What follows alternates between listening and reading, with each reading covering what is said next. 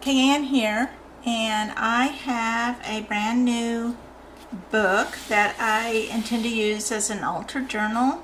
It's this beautiful edition of the Jungle Book, and it has, I love the cover, and the size of it is very nice. Those are two things I really look for. It's, a nice size to work in. The pages are not like super glossy. I think I can work on them okay. And it has some fun illustrations here and there that can give me kind of a starting place for some of my own work, which I always love. But yet it also has some of these blank type pages too. It's got a ribbon bookmark. It's just a very lovely book. His end papers are beautiful. I'll probably leave that as is. And I just really enjoy working in books like this. I get them secondhand. This one seems very brand new, but I did get it at a used bookstore. And so they're usually inexpensive, and sometimes they have been saved directly from the dumpster, so I feel like it's a way of giving them a new life.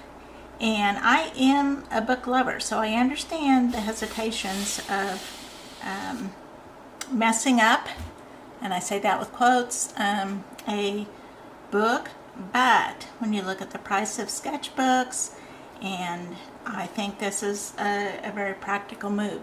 So before I dive into showing you what I do to prepare a book to become a journal, I want to show you a couple of some of the ones I've done in the past, and then a couple different ways that I use them.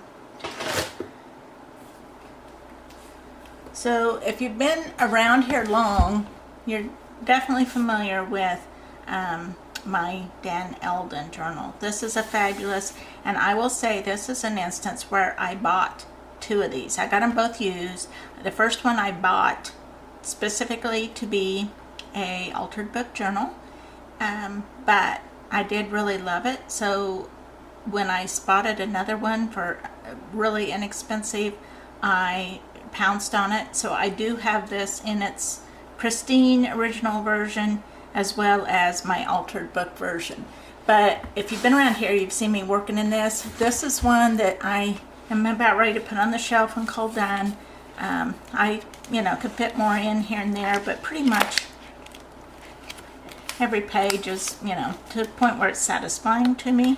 And this one I have used primarily as a glue book, whereas I save images and bits of this and that, and I just, accumulate a pile. Bought some new watercolor, and this is the box it came in. I'll tear it apart and probably stick it in a journal. A T-tab, tags for different things that I've saved, things I've torn out of other places, the scrapbook paper, just different things. And I accumulate those for a while, and when I start getting too big a pile, then I'll have a session to kind of stick those into my book. Now sometimes I add paint, as I did on this page, and other times I just am sticking stuff in. So it kind of depends on the book I'm using, what it already has for background. And I love that as I look through this, it's a place where I can put art by my grandkids and feel like I've, honored those things, wrappers, all kinds of things.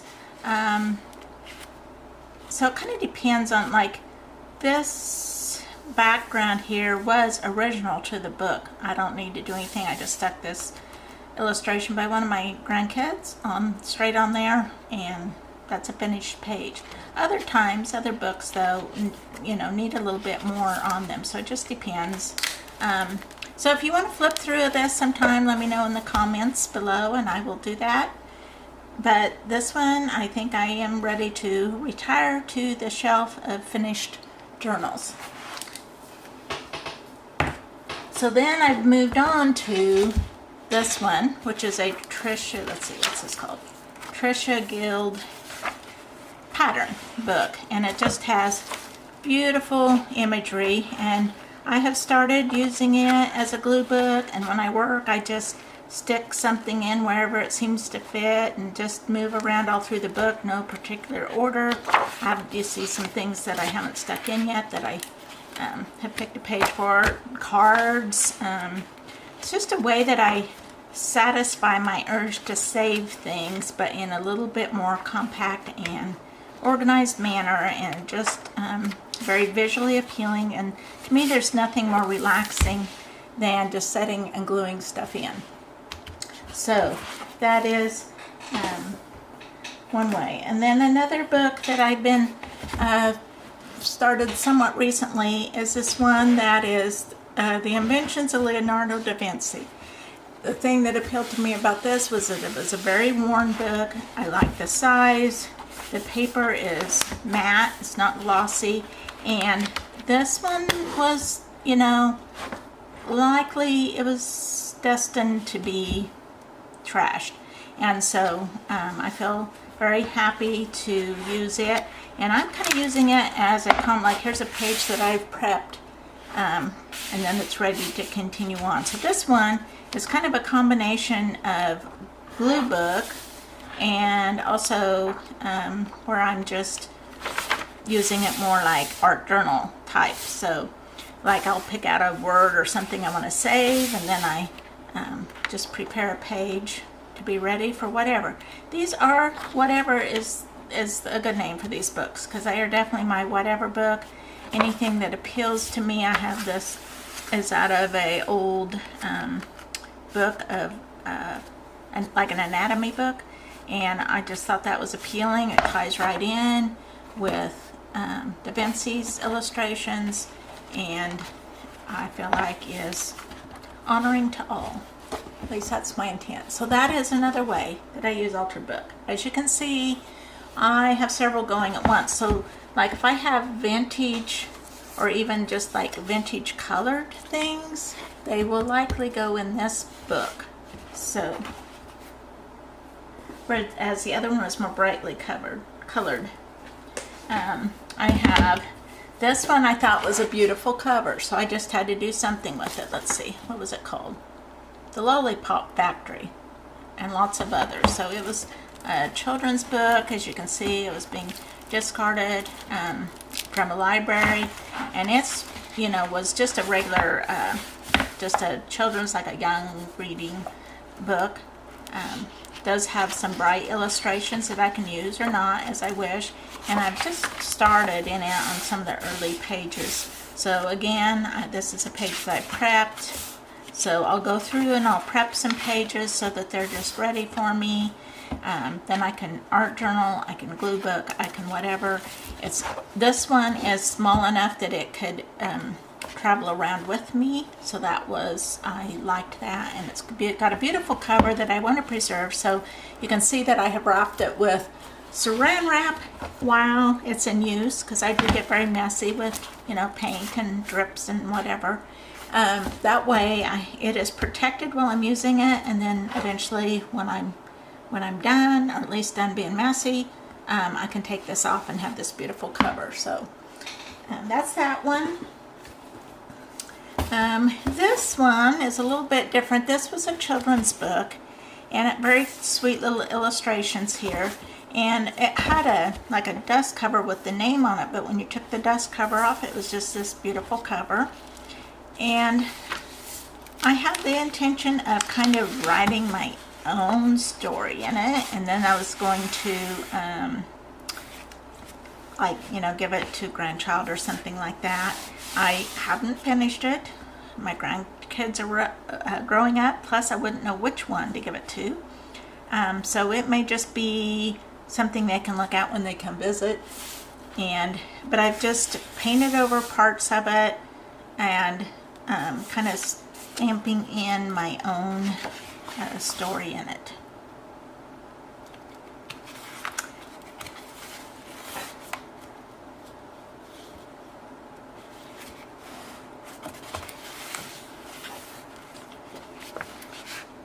I'm just kind of imagining this one. I if I remember right, this little fox, well, maybe the fox and the frog are kind of the only things original. So, as you can see, I haven't gotten very far, but some of the pages I glued together so there'd be less pages. Whoever this illustrator is and the original author, you know, beautiful book. I appreciate that, but I'm giving it a second life. And again, because I did really love this cover, I wrapped it in saran wrap, so I preserve it.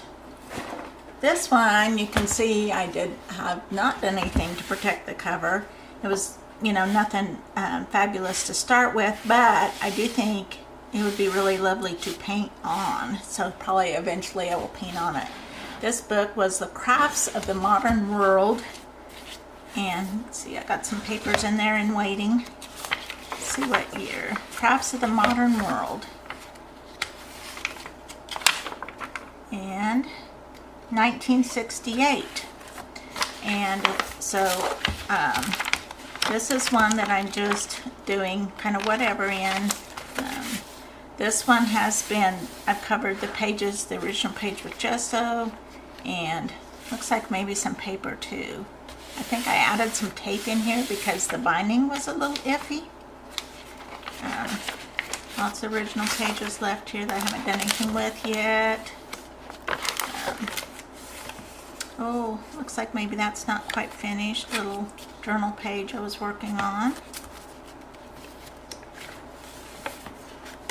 So a lot of the book had a lot of these illustrations of crafts in them, which I won't necessarily use. 1968. A lot of journal spreads in progress. Some Klimt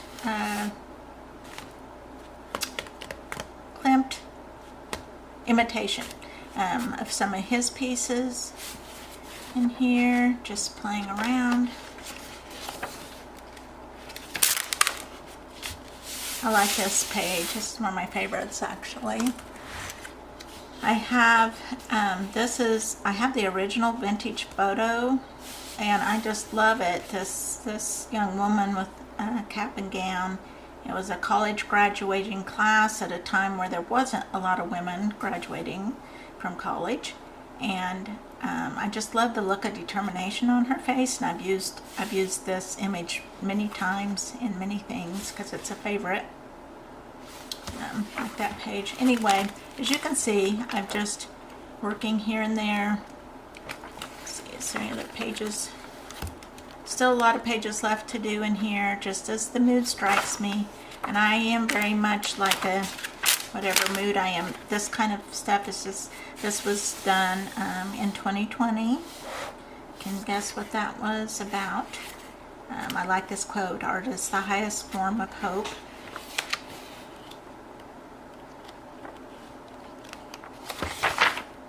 Well, there's just a big old scribbly bear that I did.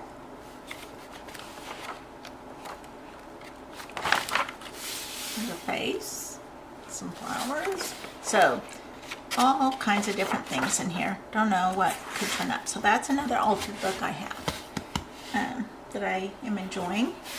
And so,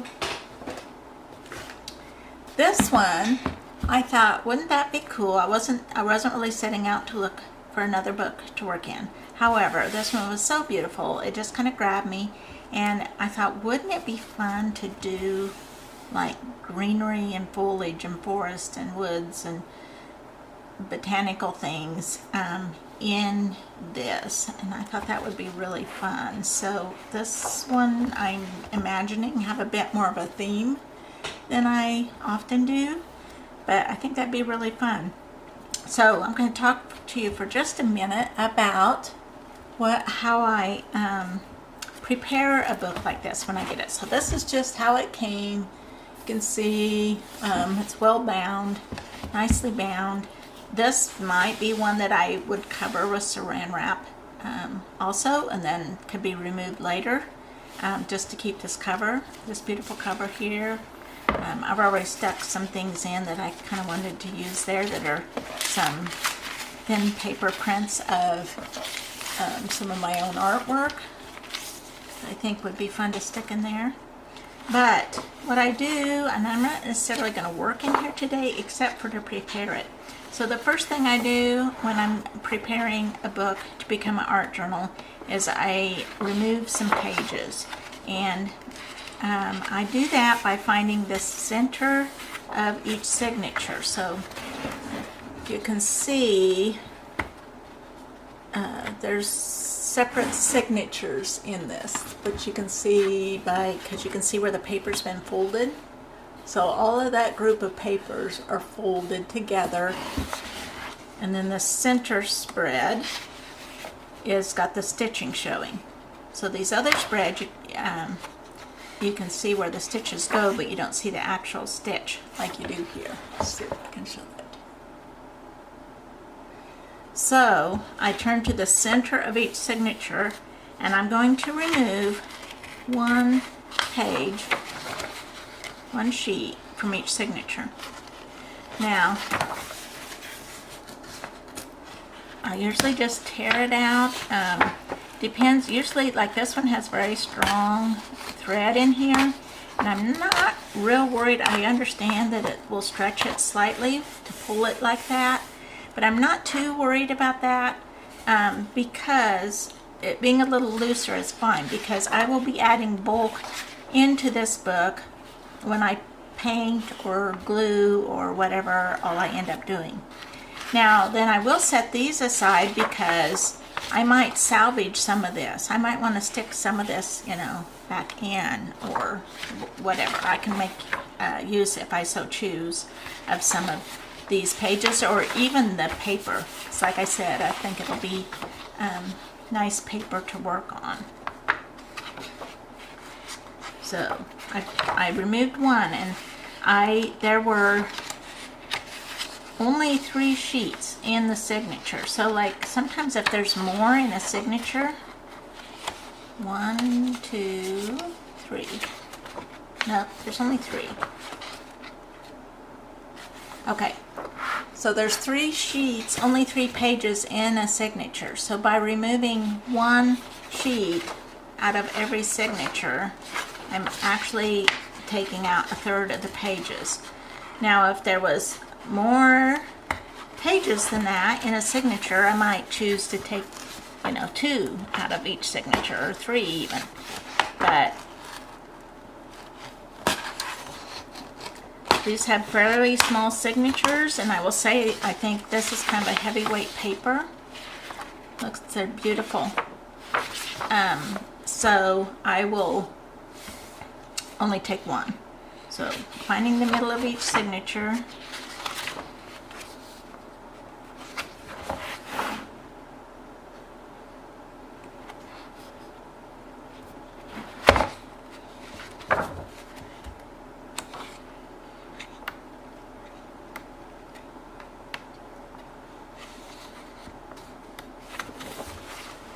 And so I'll go and remove all those and be back with you in a minute.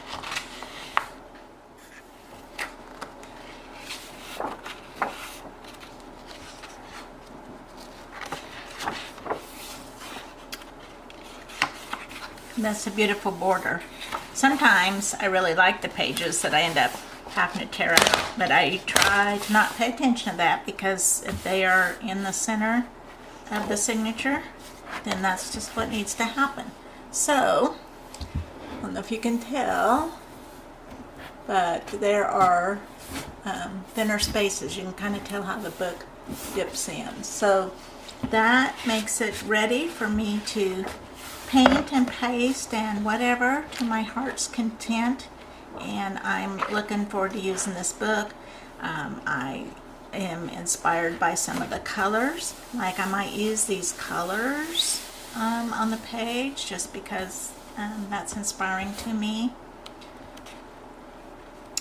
So one thing I am going to do before I leave you today, look at this end page, isn't that beautiful? So some of those pages like that I will leave as is just because I love them. And I can even look for ideas for foliage. This might be a foliage library or something like that in here that I could then, you know, go back to for reference. But one of the things I want to do here early on is find a page like this, and I'm going to just try this paper out and see how watercolor works on it.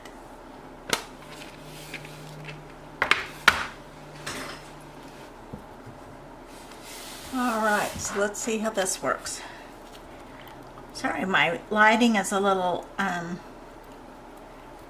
funky in here. I'm in my new studio and have not totally figured out lighting yet. Okay, that's decent.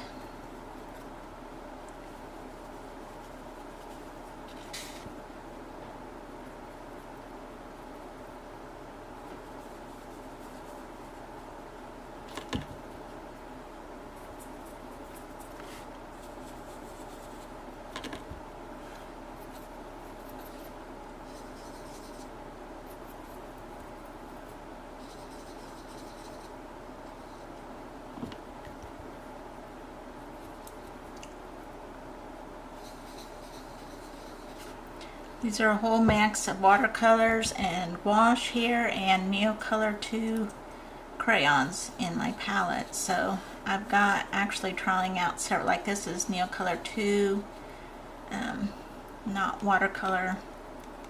This one is watercolor. Got a whole variety of things in this palette.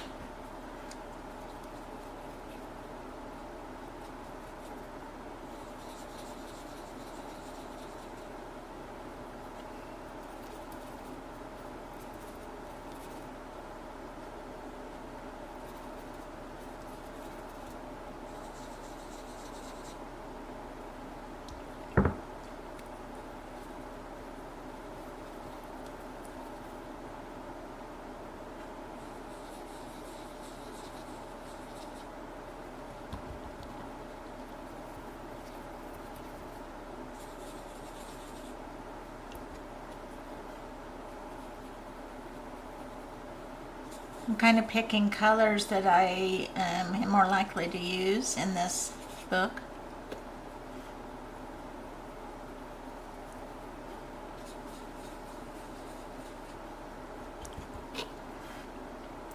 It's not watercolor paper by any means, but I do think that I will be able to watercolor in it satisfactorily.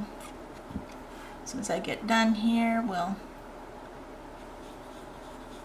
flip the page and see how much it soaks through. I can tell that it is making a little bit of signs of soaking through the page.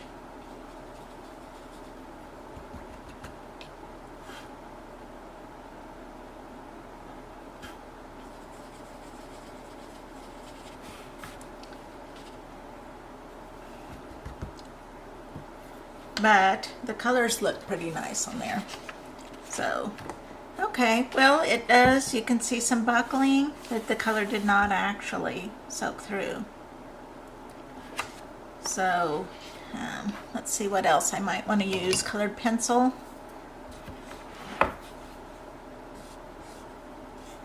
The paper's nice and smooth, which I generally like for colored pencil.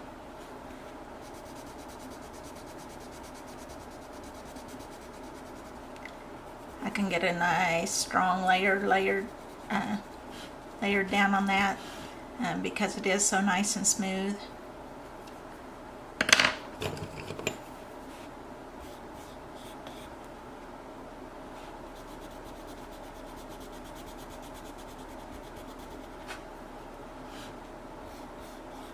So that's going to work very nicely.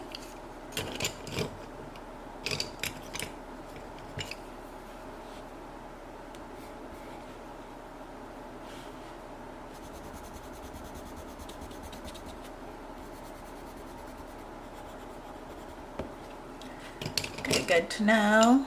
Let's see.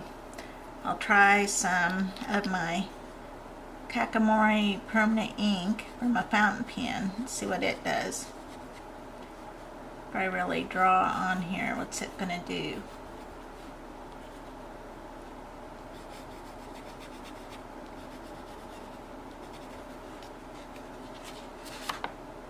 Still no soaking through.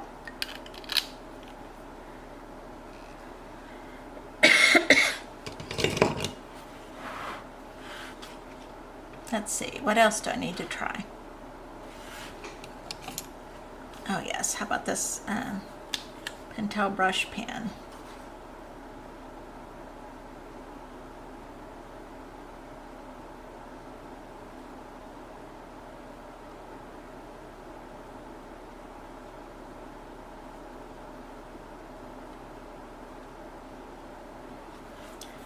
Okay, that works nice. And a Tombow marker. I'm just reaching for things on my desk here.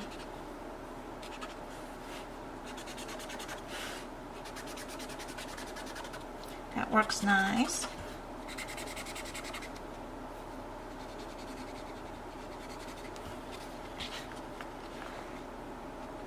Getting a little bit of soak through there. So with a little time, some of those are coming through just a bit. So I will keep that in mind, but I don't think it's a deal breaker by any means. So I'll have fun working in this. If I really want something to not soak through, I can put a coat of gesso on here and have it ready to use. So I think I'm going to be happy with this. I'm going to have a lot of fun in it.